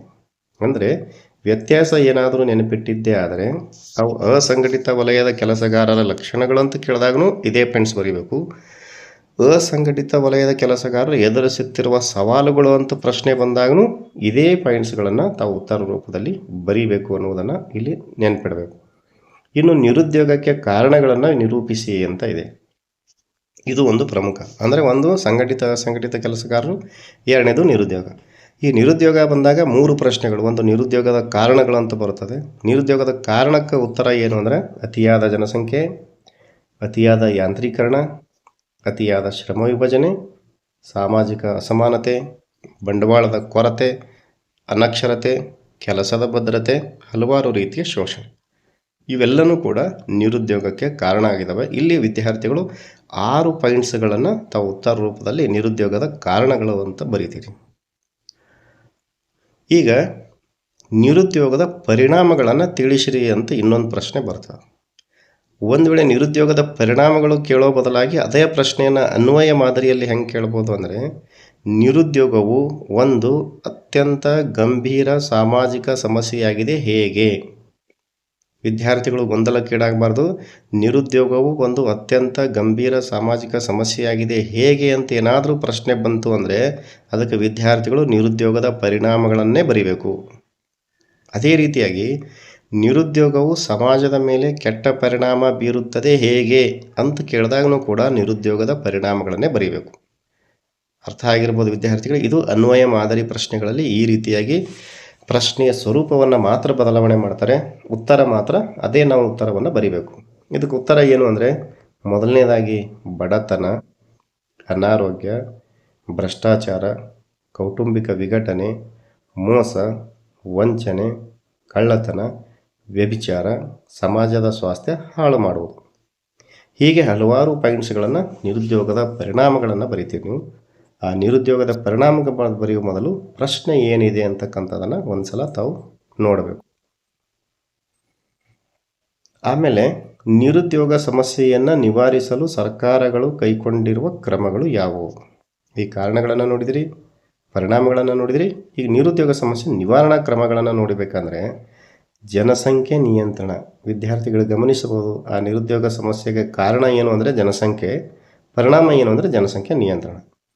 ಎರಡನೇದು ಗುಡಿ ಕೈಗಾರಿಕೆಗಳಿಗೆ ಪ್ರೋತ್ಸಾಹ, ಕೈಗಾರಿಕೆಗಳನ್ನು ಅಭಿವೃದ್ಧಿಪಡಿಸುವುದು, ಕೃಷಿ ಅಭಿವೃದ್ಧಿಪಡಿಸುವುದು, ಪಂಚವಾರ್ಷಿಕ ಯೋಜನೆಗಳನ್ನು ಜಾರಿಗೆ ತಂದಿದೆ. ಶಿಕ್ಷಣ ಕ್ಷೇತ್ರವನ್ನು ಸುಧಾರಣೆ ಮಾಡಲಾಗಿದೆ, ವೃತ್ತಿಪರ ಶಿಕ್ಷಣಕ್ಕೆ ಪ್ರೋತ್ಸಾಹ ನೀಡಲಾಗಿದೆ, ಉದ್ಯೋಗ ಖಾತರಿ ಯೋಜನೆ ಜಾರಿಗೊಳಿಸಲಾಗಿದೆ. ಹೀಗೆ 8-9 ಪಾಯಿಂಟ್ಸ್ಗಳನ್ನು ನಿರುದ್ಯೋಗ ಸಮಸ್ಯೆ ನಿವಾರಣಾ ಕ್ರಮಗಳು ಅಂತ ನಾವು ನೋಡಿದ್ದೀವಿ. ಹಾಗಾಗಿ ವಿದ್ಯಾರ್ಥಿಗಳು ಈ ಅಧ್ಯಾಯದ ಅತ್ಯಂತ ಸರಳವಾದಂತಹ ಅಧ್ಯಾಯ. ಅಲ್ಲಿ 2 ಪರಿಕಲ್ಪನೆಗಳು, ಒಂದು ಸಂಘಟಿತ ಮತ್ತು ಅಸಂಘಟಿತ ವಲಯದ ವ್ಯತ್ಯಾಸಗಳು ಮತ್ತು ಲಕ್ಷಣಗಳು ಮತ್ತು ಅವರ ಸಮಸ್ಯೆಗಳನ್ನು ನೋಡಿದ್ರಿ. ಎರಡನೇದಾಗಿ ನಿರುದ್ಯೋಗದಲ್ಲಿ 3, ಒಂದು ಕಾರಣಗಳು, ಒಂದು ಪರಿಣಾಮಗಳು, ಒಂದು ನಿವಾರಣಾ ಕ್ರಮಗಳು. ಇಷ್ಟು ವಿದ್ಯಾರ್ಥಿಗಳು ಉತ್ತರವನ್ನು ನೆನಪಿಟ್ಟಿದ್ದೇ ಆದರೆ ಅತೀ ನಿಖರವಾಗಿ 3ಕ್ಕೆ 3 ಅಂಕಗಳನ್ನು ಗಳಿಸಿಕೊಳ್ಳೋಕ್ಕೆ ಸಾಧ್ಯ ಅನ್ನುವಂಥ ಮಾತನ್ನು ಇಲ್ಲಿ ಹೇಳ್ತಾ ಇದ್ದೀನಿ. ಇನ್ನು 3ನೇ ಅಧ್ಯಾಯ ಸಾಮೂಹಿಕ ವರ್ತನೆ ಮತ್ತು ಪ್ರತಿಭಟನೆಗಳು ಅಧ್ಯಾಯದಲ್ಲಿ ಈಗಾಗಲೇ ತಮಗೆ ಗೊತ್ತಿರ್ಬೋದು, ಮಾದರಿ ಪ್ರಶ್ನೆ ಪತ್ರಿಕೆ 4ರಲ್ಲಿ ಕೇವಲ 1 ಅಂಕ ಮತ್ತು ಬಹುಆಯ್ಕೆ ಪ್ರಶ್ನೆಯನ್ನು ಕೇಳಿದ್ದಾರೆ. ಆದರೆ ಪೂರ್ವ ಸಿದ್ಧತಾ ಪರೀಕ್ಷೆಯಲ್ಲಿ 2 ಅಂಕದ ಪ್ರಶ್ನೆಯೂ ಕೂಡ ಇದೇ ಅಧ್ಯಾಯದಿಂದ ಕೇಳಿರುವುದರಿಂದ ಇಲ್ಲಿ 2 ಪ್ರಶ್ನೆಗಳನ್ನು ಇಂಪಾರ್ಟೆಂಟ್ ಅಂತ ನೋಡಬೇಕು. ಯಾವುದು ಅಂದರೆ ದೊಂಬಿಗೆ ಕಾರಣಗಳು ಯಾವುವು, ದೊಂಬಿಯ ನಿಯಂತ್ರಣ ಕ್ರಮಗಳನ್ನು ಬರೆಯಿರಿ. ಇದು ಕೇವಲ 2 ಅಂಕಕ್ಕೆ ಬರುತ್ತದೆ. ಈ 2 ಅಂಕ ಅಂದರೆ ದೊಂಬಿಯ ಕಾರಣಗಳನ್ನು ಬರೀಬೋದು ಅಥವಾ ದೊಂಬಿಯ ಸ್ವರೂಪವನ್ನು ವಿವರಿಸಿ ಅಂತ ಕೇಳ್ಬೋದು, ದೊಂಬಿ ಒಂದು ಸಮಾಜಘಾತಕ ಚಟುವಟಿಕೆ ಏಕೆ ಅಂತ ಕೇಳ್ಬೋದು, ದೊಂಬಿಯ ಲಕ್ಷಣಗಳು ಅಂತಲೂ ಕೂಡ ಕೇಳ್ಬೋದು. ಯಾವ ರೀತಿ ಪ್ರಶ್ನೆ ಕೇಳಿದರೂ ಕೂಡ ಈ 4 ಪಾಯಿಂಟ್ಸ್ಗಳನ್ನು ತಾವು ನೆನಪಿಡಬೇಕು. ಎದುರಿಗೆ ಸಿಕ್ಕಿದ್ದೆಲ್ಲವನ್ನು ಹಾಳು ಮಾಡುವುದು, ಗೊಂದಲ ಸೃಷ್ಟಿಸುವುದು, ಅಪಾರ ಹಾನಿಯನ್ನು ಉಂಟು ಮಾಡುವುದು, ನಿಶ್ಚಿತ ಗುರಿ ಇರುವುದಿಲ್ಲ. ಇದು ದೊಂಬಿಯ ಲಕ್ಷಣಗಳು. ದೊಂಬಿ ಒಂದು ಸಮಾಜಘಾತಕ ಚಟುವಟಿಕೆಯಾಗಿದೆ ಅಥವಾ ದೊಂಬಿಯ ಸ್ವರೂಪ. ಈ 4 ಪಾಯಿಂಟ್ಸ್ಗಳನ್ನು ಬರೀತೀರಿ. ಇನ್ನು ದೊಂಬಿಯನ್ನು ಹೇಗೆ ನಿಯಂತ್ರಿಸಬಹುದು ಅಂತ ಇದೆ, ಅಥವಾ ಜನಮಂದಿ ಆಗಿರ್ಬೋದು, ದೊಂಬಿ ಆಗಿರ್ಬೋದು, ಅದನ್ನು ಹೇಗೆ ನಿಯಂತ್ರಿಸಬಹುದು ಅಂತಕ್ಕ ಈ 4 ಪಾಯಿಂಟ್ಸ್ಗಳನ್ನು ನಾವು ತಾವು ವಿದ್ಯಾರ್ಥಿಗಳು ನೆನಪಿಡಬೇಕು. ಒಂದು, ಅಧಿಕಾರಿಗಳ ಸಮಯ ಪ್ರಜ್ಞೆ. ಎರಡನೇದಾಗಿ ಪೊಲೀಸ್ ಸಜ್ಜುಗೊಳಿಸುವುದು. ಎರಡನೇದು ರಕ್ಷಣಾ ಪಡೆಗಳನ್ನು ಬಳಸಿಕೊಳ್ಳುವುದು. ಮೂರನೇದು ಕಠಿಣವಾದ ಕಾನೂನುಗಳನ್ನು ಜಾರಿಗೆ ತರುವುದು. ವಿದ್ಯಾರ್ಥಿಗಳಿಗೆ ಅರ್ಥ ಆಗಿರ್ಬೋದು. ಅಧಿಕಾರಿಗಳ ಸಮಯ ಪ್ರಜ್ಞೆ, ಪೊಲೀಸ್ ಪಡೆ ನೇಮಕ, ರಕ್ಷಣಾ ಪಡೆಗಳನ್ನು ಸಜ್ಜುಗೊಳಿಸುವುದು, ಕಠಿಣವಾದ ಕಾನೂನುಗಳನ್ನು ಜಾರಿಗೊಳಿಸುವುದು. ಈ ದೊಂಬಿಯ ನಿಯಂತ್ರಣ ಕ್ರಮಗಳು. ಈ 2 ಪ್ರಶ್ನೆಗಳನ್ನು 2 ಅಂಕಕ್ಕೆ ಸಂಬಂಧಿಸಿದಂತೆ ಈ ಅಧ್ಯಾಯದಲ್ಲಿ ಅತಿ ಪ್ರಮುಖವಾದಂಥ ಪ್ರಶ್ನೆಗಳು ಅಂತ ನಾವು ಅರ್ಥ ಮಾಡಿಕೊಳ್ಬೇಕು. ಇದಾದಮೇಲೆ ಸಾಮಾಜಿಕ ಸವಾಲುಗಳು ಅನ್ನುವಂಥ ಅಧ್ಯಾಯ. ಈ ಸಾಮಾಜಿಕ ಸವಾಲುಗಳು ಅಧ್ಯಾಯ, ಕೊನೆಯ ಅಧ್ಯಾಯ ಸಮಾಜಶಾಸ್ತ್ರದಲ್ಲಿ ಇಲ್ಲಿ ಅತಿ ಪ್ರಮುಖವಾಗಿರ್ತಕ್ಕಂಥ ಪಾಯಿಂಟ್ಸ್ ಏನು ಅಂತಂದರೆ 2 ಪ್ರಶ್ನೆಗಳು. ಒಂದು, ಬಾಲಕಾರ್ಮಿಕತೆಯನ್ನು ತಡೆಯುವುದು ಅಗತ್ಯವಾಗಿದೆ ಏಕೆ ಅಂತ ಇದೆ. ಎರಡನೇದಾಗಿ ಬಾಲಕಾರ್ಮಿಕ ಸಮಸ್ಯೆಗೆ ಕಾರಣಗಳು ಅಂತ ಇದೆ. ಈ 2 ಪ್ರಶ್ನೆ ಬಹಳ ಇಂಪಾರ್ಟೆಂಟ್ ಅಂತೀವಿ. ಈ 2 ಪ್ರಶ್ನೆಗೆ ತಾವೇನಾದರೂ ಉತ್ತರ ನೋಡಿಕೊಂಡಿದ್ರೆ ಉಳಿದ ಪ್ರಶ್ನೆಗಳಿಗೂ ಕೂಡ ತಾವು ಉತ್ತರವನ್ನು ಗಮನಿಸಬಹುದು. ಅದು ಹೇಗೆ ಅನ್ನೋದನ್ನು ನಾವು ಮುಂದಿನ ಪಾಯಿಂಟ್ಸ್ಗಳಲ್ಲಿ ನೋಡ್ತೀವಿ. ಇಲ್ಲಿ ವಿದ್ಯಾರ್ಥಿಗಳು ಗಮನಿಸಬೇಕು. ಬಾಲ್ಯ ವಿವಾಹವನ್ನು ತಡೆಗಟ್ಟಲೇಬೇಕು ಏಕೆ ಅಂತ ಒಂದು ಪ್ರಶ್ನೆ ಇದೆ. ಬಲಗಡೆಗೆ ಬಾಲಕಾರ್ಮಿಕತೆಯನ್ನು ತಡೆಯುವುದು ಅಗತ್ಯವಾಗಿದೆ ಏಕೆ. ವಿದ್ಯಾರ್ಥಿಗಳೇ, ಇಲ್ಲಿ ಇದು ಅನ್ವಯ ಮಾದರಿ ಪ್ರಶ್ನೆ, ಎರಡೂ ಅನ್ವಯ ಮಾದರಿ ಪ್ರಶ್ನೆ ಬರ್ತಕ್ಕಂಥ ಸಾಧ್ಯತೆ ಇದೆ. ವಿದ್ಯಾರ್ಥಿಗಳು ನೋಡ್ಬೋದು, ಇನ್ನೊಂದು ಸಲ ಪ್ರಶ್ನೆ ಓದಬೇಕು. ಬಾಲಕಾರ್ಮಿಕತೆಯ ಪರಿಣಾಮಗಳನ್ನು ತಿಳಿಸಿರಿ ಅನ್ನುವ ಪ್ರಶ್ನೆನೇ ಇಲ್ಲಿ ಬಾಲಕಾರ್ಮಿಕತೆಯನ್ನು ತಡೆಯುವುದು ಅಗತ್ಯವಾಗಿದೆ ಏಕೆ ಅಂತ ಕೇಳಿದ್ದಾರೆ. ಇಲ್ಲಿ ಬಾಲ್ಯ ವಿವಾಹವಂದ ದುಷ್ಪರಿಣಾಮಗಳು ಯಾವುವು ಅಂತ ಕೇಳೋ ಬದಲಿ ಬಾಲ್ಯ ವಿವಾಹವನ್ನು ತಡೆಗಟ್ಟಲೇಬೇಕು ಏಕೆ ಅಂತ ಕೇಳಿದ್ದಾರೆ. ಅಂದರೆ ಇದು ಅನ್ವಯ ಮಾದರಿ ಪ್ರಶ್ನೆ. ಬಾಲ್ಯ ವಿವಾಹದ ದುಷ್ಪರಿಣಾಮಗಳು, ಬಾಲಕಾರ್ಮಿಕತೆಯ ದುಷ್ಪರಿಣಾಮಗಳು, ಈ ಪ್ರಶ್ನೆಯನ್ನು ಅದರ ಸ್ವರೂಪವನ್ನು ಬದಲಾವಣೆ ಮಾಡಿ ಈ ರೀತಿಯಾದ ಪ್ರಶ್ನೆಯೂ ಕೂಡ ಪರೀಕ್ಷೆಗಳಿಗೆ ಬರ್ತಕ್ಕಂಥ ಸಾಧ್ಯತೆ ದಟ್ಟವಾಗಿದೆ. ಬಟ್ ಇದಕ್ಕೆ ಬಾಲ್ಯ ವಿವಾಹ ಕೇಳ್ಬೋದು ಅಥವಾ ಬಾಲಕಾರ್ಮಿಕತೆ ಕೇಳಿದ್ರು ಕೂಡ ಒಂದೇ ಉತ್ತರವನ್ನು ವಿದ್ಯಾರ್ಥಿಗಳು ಬರೀಬೇಕು. ಏನು ಉತ್ತರ ನೋಡ್ಬೋದು? ಅನಾರೋಗ್ಯ, ಅಪೌಷ್ಟಿಕತೆ, ದೈಹಿಕ ಮತ್ತು ಮಾನಸಿಕ ಹಿಂಸೆ, ಮಕ್ಕಳ ಬಾಲ್ಯ ಕಸಿದುಕೊಳ್ಳಲಾಗುತ್ತದೆ, ಶಿಕ್ಷಣದಿಂದ ವಂಚಿತರಾಗುತ್ತಾರೆ, ವೈದ್ಯಕೀಯ ಸೌಲಭ್ಯಗಳ ಕೊರತೆ. ವಿದ್ಯಾರ್ಥಿಗಳು ಗೊತ್ತಾಗಿರ್ಬೋದಲ್ಲ, ಬಾಲಕಾರ್ಮಿಕತೆ ತಡೆಯುವುದು ಅಗತ್ಯವಾಗಿದೆ ಏಕೆ ಅಂದಾಗ ಇಷ್ಟೆಲ್ಲ ಪಾಯಿಂಟ್ಸನ್ನು ಬರೆದು, ಬಾಲ್ಯ ವಿವಾಹ ತಡೆಗಟ್ಟಲೇಬೇಕು ಏಕೆ ಅಂದಾಗ ಈ ಪಾಯಿಂಟ್ಸ್ಗಳನ್ನು ಬರೆದು ಕೊನೆಗೆ ಏನು ಬರೀಬೇಕಂದ್ರೆ, ಆದ್ದರಿಂದ ಬಾಲಕಾರ್ಮಿಕತೆಯನ್ನು ತಡೆಯುವುದು ಅತಿ ಅಗತ್ಯವಾಗಿದೆ ಅಂತ ಉತ್ತರವನ್ನು ತಾವು ಪೂರ್ಣಗೊಳಿಸಬೇಕು. ಇನ್ನು ಇದಾದ ಮೇಲೆ ಹೆಣ್ಣು ಭ್ರೂಣ ಹತ್ಯೆಯ ಪ್ರಕರಣಗಳು ಹೆಚ್ಚಾಗುತ್ತಿರಲು ಕಾರಣಗಳೇನು ಅಂತ ಇದೆ. ಜೊತೆಗೆ ಹೆಣ್ಣು ಭ್ರೂಣ ಹತ್ಯೆ ಪ್ರಕರಣದಿಂದ ಉಂಟಾಗುವ ದುಷ್ಪರಿಣಾಮಗಳು ಯಾವುವು ಅಂತ. ಇದಕ್ಕೆ ಕಾರಣ ಮತ್ತು ಪರಿಣಾಮಗಳು ಅದನ್ನು ವಿದ್ಯಾರ್ಥಿಗಳು ಬಡತನ, ವರದಕ್ಷಿಣೆ ಭೀತಿ, ಅನಕ್ಷರತೆ, ಅಜ್ಞಾನ, ಸ್ತ್ರೀ ವಿರೋಧಿ ನಿಲುವುಗಳು, ಗಂಡು ಮಗುವಿನ ಬಯಕೆ, ಈ ಪ್ರಶ್ನೆಗೆ ಈ ಪಾಯಿಂಟ್ಸ್ಗಳನ್ನು ಉತ್ತರವಾಗಿ ಬರೀತೀರಿ. ಇದರ ಪರಿಣಾಮಗಳೇನು ಅಂದಾಗ ಲಿಂಗಾನುಪಾತದಲ್ಲಿ ಏರುಪೇರು, ಲಿಂಗ ತಾರತಮ್ಯ, ಹೆಣ್ಣಿನ ಅಪಮೌಲ್ಯೀಕರಣ ಮತ್ತು ಗರ್ಭಪಾತ. ಇದೇ ಪಾಯಿಂಟ್ಸ್ಗಳನ್ನು ತಾವು ಉತ್ತರವಾಗಿ ಬರೀಬೇಕು ಅನ್ನೋದು. ಇದಾದ ಮೇಲೆ ಬಾಲಕಾರ್ಮಿಕ ಸಮಸ್ಯೆ ಹೆಚ್ಚಾಗಲು ಕಾರಣಗಳೇನು ಅಂತ ಇದೆ ನೋಡಿ. ಈಗಾಗಲೇ ಈ ಹಿಂದಿನ ಪ್ರಶ್ನೆಗೆ ಹೆಣ್ಣು ಭ್ರೂಣ ಹತ್ಯೆ ಪ್ರಕರಣ ಹೆಚ್ಚಾಗುತ್ತಿರಲು ಕಾರಣಗಳೇನು ಅಂತಂದಾಗ ಏನು ಬರೀತೀರಿ, ಅದೇ ರೀತಿಯಾದಂಥ ಉತ್ತರವನ್ನು ಬಾಲಕಾರ್ಮಿಕ ಸಮಸ್ಯೆ ಹೆಚ್ಚಾಗಲು ಕಾರಣಗಳೇನು, ಬಾಲ್ಯ ವಿವಾಹ ಸಮಸ್ಯೆ ಹೆಚ್ಚಾಗಲು ಕಾರಣಗಳೇನು ಅಂತ ಬಂದಾಗಲೂ ಕೂಡ ಅದೇ ರೀತಿಯಾದಂಥ ಉತ್ತರವನ್ನು ಬರೀಬೇಕು. ಬಡತನ, ಕೌಟುಂಬಿಕ ಕಲಹ, ವಿಚ್ಛೇದನ, ಕೌಟುಂಬಿಕ ಹಿಂಸೆ, ಪೋಷಕರ ಅತಿಯಾದ ನಿಯಂತ್ರಣ, ಉದ್ಯಮಿಗಳ ಲಾಭಕೋರತನ, ಅನಕ್ಷರತೆ, ಮಕ್ಕಳ ಅಪಹರಣ, ಜೀತ ಪದ್ಧತಿ, ಈ ಪಾಯಿಂಟ್ಸ್ಗಳನ್ನು ಬಾಲಕಾರ್ಮಿಕತೆ ಹೆಚ್ಚಾಗುವುದಕ್ಕೆ ಕಾರಣ ಆಗಿದೆ ಅನ್ನೋದು. ಇದಾದ ಮೇಲೆ ವರದಕ್ಷಿಣೆ ಸಮಸ್ಯೆಯನ್ನು ಹೇಗೆ ನಿವಾರಿಸಬಹುದು ಅಂತಿದೆ. ಇದು 2 ಅಂಕದ ಪ್ರಶ್ನೆ, ಬಹಳ ಸರಳವಾಗಿ ಬರೀತೀರಿ. ವರದಕ್ಷಿಣೆ ನಿಷೇಧ ಕಾಯ್ದೆ ಜಾರಿಗೆ ತರಲಾಗಿದೆ, ಕಠಿಣವಾದ ಶಿಕ್ಷೆಯನ್ನು ವಿಧಿಸಲಾಗುತ್ತಿದೆ, ಜನರಲ್ಲಿ ಜಾಗೃತಿಯನ್ನು ಉಂಟು ಮಾಡಲಾಗುತ್ತಿದೆ, ಆಧುನಿಕ ಪ್ರಚಾರ ಮಾಧ್ಯಮಗಳ ಮೂಲಕ ಪ್ರಚಾರ ಮಾಡಲಾಗುತ್ತಿದೆ, ಮಹಿಳಾ ಸಂಘಟನೆಗಳಿಗೆ ಪ್ರೋತ್ಸಾಹ. ಈ ಕ್ರಮಗಳ ಮೂಲಕ ನಾವು ಏನು ಮಾಡ್ತಾ ಇದ್ದೀವಿ ಅಂದರೆ ಬಾಲ್ಯ ವಿವಾಹವನ್ನು, ವರದಕ್ಷಿಣೆಯನ್ನು ನಿಷೇಧ ಮಾಡ್ತಾ ಇದ್ದೀವಿ ಅಥವಾ ನಿಯಂತ್ರಣ ಮಾಡ್ತಾ ಇದ್ದೀವಿ.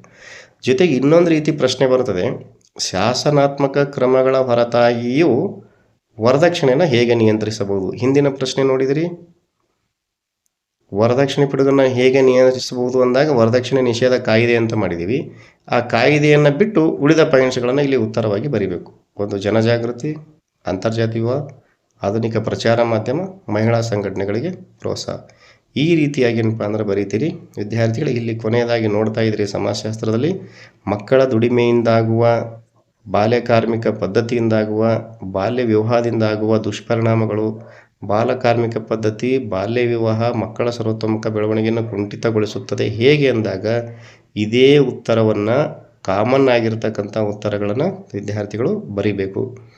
ಇನ್ನು ಜೊತೆಗೆ ಬಾಲಕಾರ್ಮಿಕ ಸಮಸ್ಯೆ, ಮಕ್ಕಳ ದುಡಿಮೆ, ಬಾಲ್ಯ ವಿವಾಹಕ್ಕೆ ಕಾರಣಗಳು, ಹೆಣ್ಣು ಭ್ರೂಣ ಹತ್ಯೆ, ಹೆಣ್ಣು ಶಿಶು ಹತ್ಯೆಗೆ ಕಾರಣಗಳು ಅಂದಾಗ ಈ ಕಾಮನ್ ಆಗಿರ್ತಕ್ಕಂಥ ಉತ್ತರಗಳನ್ನು ವಿದ್ಯಾರ್ಥಿಗಳು ಬರೀಬೇಕು.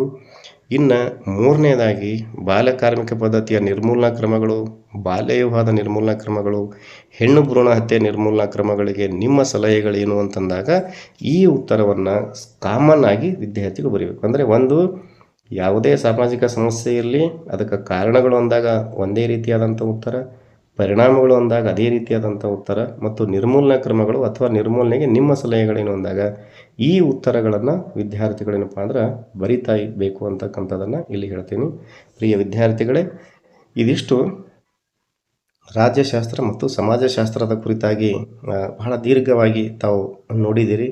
ಪ್ರತಿಯೊಂದು ಅಧ್ಯಾಯದಲ್ಲಿ ಪ್ರತಿಯೊಂದು ಪ್ರಶ್ನೆ ಯಾಕೆ ಪ್ರಮುಖ ಆ ಪ್ರಮುಖವಾದ ಪ್ರಶ್ನೆಗೆ ಮಾದರಿ ಉತ್ತರಗಳನ್ನು ಕೂಡ ನಾನು ಓದಿ ನಮಗೇನಪ್ಪ ಅಂದರೆ ಹೇಳಿದ್ದೀನಿ. ತಾವು ಅದನ್ನು ಟಿಕ್ ಮಾಡಿಕೊಳ್ಳುವ ಮೂಲಕ ಯಾವ ಅಧ್ಯಾಯದಲ್ಲಿ ಯಾವ ಪ್ರಶ್ನೆ ಇಂಪಾರ್ಟೆಂಟು ನಾನು ಹೈಲೈಟ್ನೂ ಕೂಡ ಮಾಡಿದ್ದೀನಿ. ಅದನ್ನು ಓದಿದ್ದೇ ಆದರೆ ಖಂಡಿತವಾಗಲೂ ವಾರ್ಷಿಕ ಪರೀಕ್ಷೆಗೆ ಆ ಪ್ರಶ್ನೆಗಳು ಬರ್ತಕ್ಕಂಥ ಸಾಧ್ಯತೆ ಅತೀ ಹೆಚ್ಚಾಗಿದೆ ಅಂತಕ್ಕಂಥ ಮಾತನ್ನು ಹೇಳ್ತಾ ಈ ಸಮಾಜಶಾಸ್ತ್ರ ಮತ್ತು ರಾಜ್ಯಶಾಸ್ತ್ರವನ್ನು ಇಲ್ಲಿಗೆ ಮುಗಿಸ್ತಾ ಇದ್ದೀನಿ. ಇದು 3ನೇ ವಿಡಿಯೋ. ಇನ್ನು 4ನೇ ವಿಡಿಯೋದಲ್ಲಿ ಭೂಗೋಳಶಾಸ್ತ್ರದ ಬಗ್ಗೆ ವಿದ್ಯಾರ್ಥಿಗಳು ನೆನಪಿಡಬೇಕು. ಭೂಗೋಳಶಾಸ್ತ್ರದಲ್ಲಿ 22 ಅಂಕಗಳು ಬರ್ತಕ್ಕಂಥದ್ದು ತಮಗೆ ಗೊತ್ತಿದೆ. 9 ಪ್ರಶ್ನೆಗಳು ಮತ್ತು 22 ಅಂಕಗಳು ಭೂಗೋಳಶಾಸ್ತ್ರದಲ್ಲಿ ಬರ್ತವೆ. ಹಾಗಾಗಿ ಇದು ಪ್ರತ್ಯೇಕವಾಗಿ ಒಂದು ಭೂಗೋಳಶಾಸ್ತ್ರದ ಮೇಲೆ ಒಂದು ವಿಡಿಯೋವನ್ನು ಹೇಳ್ತಾ ಇದ್ದೀನಿ. ಅದರಲ್ಲೂ ಕೂಡ ಅತಿ ಪ್ರಮುಖವಾದಂಥ 2 ಅಂಕದ ಪ್ರಶ್ನೆ, 3 ಅಂಕದ ಪ್ರಶ್ನೆ, 4 ಅಂಕದ ಪ್ರಶ್ನೆ ಮತ್ತು ನಕಾಶೆ, ಹೀಗೆ ಅದಕ್ಕೆ ತಯಾರಿಯನ್ನು ಹೇಗೆ ಮಾಡಿಕೊಳ್ಳಬೇಕು, ಮಾದರಿ ಉತ್ತರವನ್ನು ಹೇಗಿರುತ್ತವೆ ಅಂತಕ್ಕಂಥದ್ದನ್ನು ಹೇಳ್ತೀನಿ. ಈ ವಿಡಿಯೋವನ್ನು ಸಂಪೂರ್ಣವಾಗಿ ನೋಡಿ ತಾವು ಟಿಪ್ಪಣಿಯನ್ನು ಮಾಡಿಕೊಳ್ಳ್ರಿ. ಜೊತೆಗೆ ಇದನ್ನು ಸಬ್ಸ್ಕ್ರೈಬ್ ಮಾಡಿಕೊಳ್ಳ್ರಿ. ಮುಂದಿನ ವಿಡಿಯೋ ಭೂಗೋಳಶಾಸ್ತ್ರದಿಂದ ಬರುತ್ತದೆ ಅಂತಕ್ಕಂಥದ್ದನ್ನು ಹೇಳ್ತಾ ಇಲ್ಲಿಗೆ ಈ ವಿಡಿಯೋವನ್ನು ಮುಗಿಸ್ತಾ ಇದ್ದೀನಿ. ಎಲ್ಲರಿಗೂ ನಮಸ್ಕಾರ, ಶುಭವಾಗಲಿ.